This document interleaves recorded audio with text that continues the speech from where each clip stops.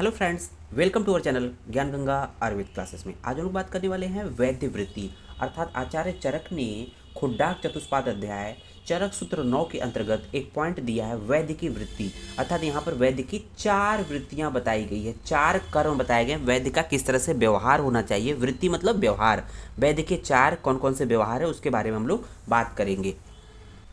तो यहाँ देख रहे होंगे कि ये श्लोक चरक ने दिया हुआ है, चरक ने दिया हुआ है ये श्लोक है।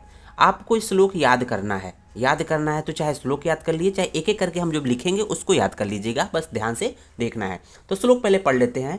मैत्री कारुण्यम आर्तेषु, मैत्री पहला पॉइंट है मैत्रेषु, दूसरा पॉइंट है कारुण्यम आर्तेषु, शक्य प्रीति उपेक्षणम, प्रकृतिस्थेषु भूतेषु, वैद्य वृत्ति चतुर्विधा। तो देख रहे होंगे वैद्य की कितनी वृत्तियां हैं, 4 होती हैं। वैद्य वृत्ति चतुर्विधा, वैद्य की 4 वृत्तियां होती हैं। आपके एमसीक्यू में पूछा जाता है कि वैद्य की वृत्ति होती है 1 2 3 4, सही जवाब होगा वैद्य की 4 वृत्ति होती है। तो हम लोग एक एक करके बात करेंगे कि वो 4 वृत्ति कौन कौन सी होती है, क्योंकि श्लोक है, श्लोक में बहुत अच्छे से क्लियर नहीं हो रहा है, हम लोग एक एक इसको तोड़ के लिखेंगे।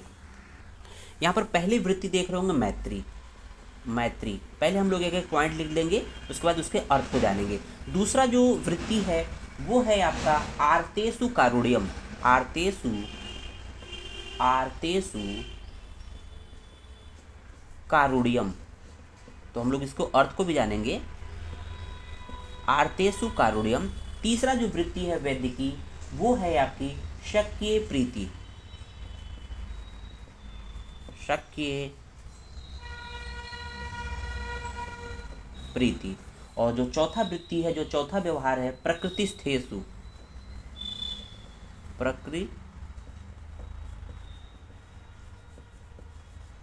प्रकृतिस्थेषु भूतेषु,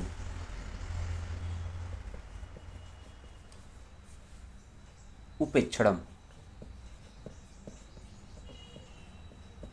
तो आपको इस पॉइंट में याद कर लेना है कि देखेंगे मैत्री पहला पॉइंट हो गया। दूसरा पॉइंट हम लोगों ने देखा था कारुण्यम आर्तेषु, तो इसको इसमें किस तरह से आर्तेषु कारुण्यम, दूसरा पॉइंट हो गया आर्तेषु कारुण्यम। तीसरा पॉइंट है शक्य प्रीति, शक्य प्रीति ये तीसरा पॉइंट हो गया आपका, दूसरा पॉइंट ये था, पहला ये था।